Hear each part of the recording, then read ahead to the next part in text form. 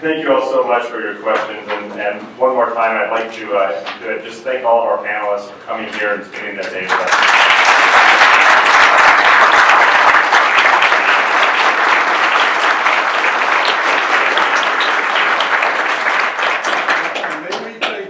Putting this together, outstanding.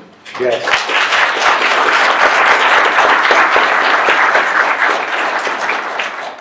I'm so grateful for all of you for being here, for your interest in this important topic. I hope all of us leave feeling that we have a better understanding of it, and then we're more able to go out and discuss this important topic in an uplifting and constructive way. We'll end as we began with a prayer, which will be offered by Rabbi Stephen Booth Nadav. He has served as the chaplain of numerous entities. He's also the director of the Wisdom House Project. An alum of the Reconstructionist Rabbinical College in Philadelphia, Rabbi Stephen is a member of the Religious Advisory Council here at the University of Denver, and we're thankful for him to be here. Rabbi Stephen.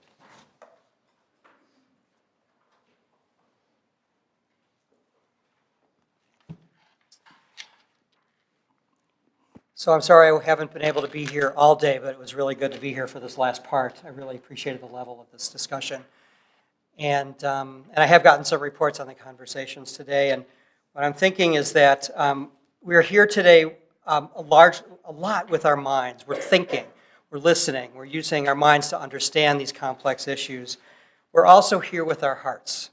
And that minds can often divide, hearts by their nature connect. In Jewish tradition, we talk about Tefillah Shebalev, the prayer of the heart. And so I'd like to offer you, don't be afraid, 3 prayers, but the first 2 are really short. And I want to encourage you to, if you feel like it, put your hand on your heart, or just maybe close your eyes and feel your heart, notice your heartbeat, notice the connection between your heart and everyone in this room and the whole planet. When senseless hatred reigns on earth and people hide their faces from one another, then heaven is forced to hide its face.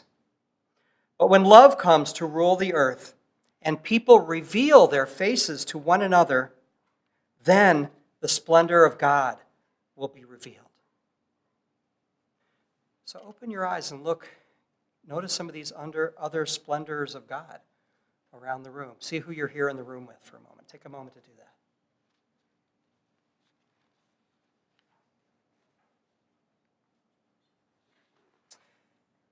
And next, just one long sentence.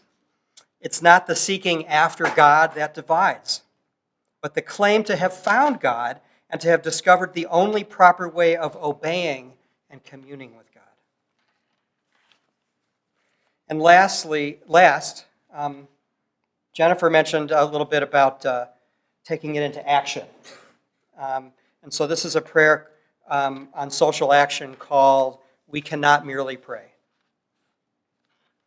We cannot merely pray to you, O God, to end war, for the world was made in such a way that we must find our own path of peace within ourselves and with our neighbor. We cannot merely pray to you, O God, to root out prejudice, for we already have eyes with which to see the good in all people, if only we would use them rightly. We cannot merely pray to you, O God, to end starvation, for we already have the resources with which to feed the entire world, if we would only use them wisely. We cannot merely pray to you, O God, to end despair, for we already have the power to clear away slums and to give hope, if we would only use our power justly. We cannot merely pray to you, O God, to end disease, for we already have great minds with which to search out cures and healings, if we would only use them constructively.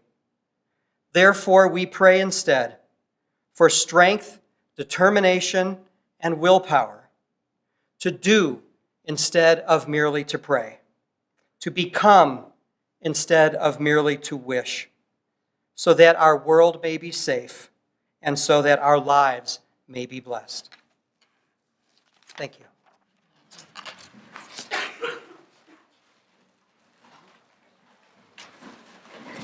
Everyone, just so you know, there are hors d'oeuvres and drinks and other things out there, so feel free to mingle and get to know each other better and enjoy that food. Thank you.